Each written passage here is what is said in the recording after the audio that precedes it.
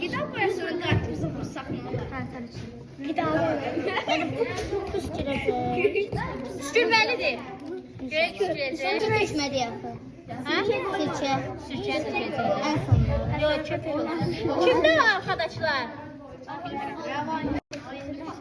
Gəlin TikTok-a.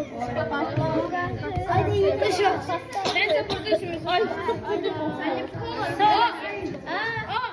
Bulgur beleti ve pul.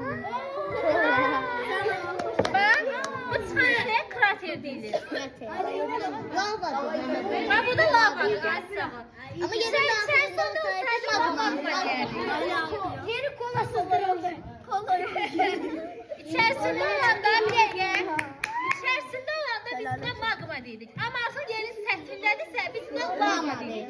Lavanın çıxdığı isə krater deyilir. Əgər kənarlardan da çıxmasaydı, yox, kənarlardan da çıxsa ona yan krater deyilir. Aydındır? Yox. Bunun üçün sonda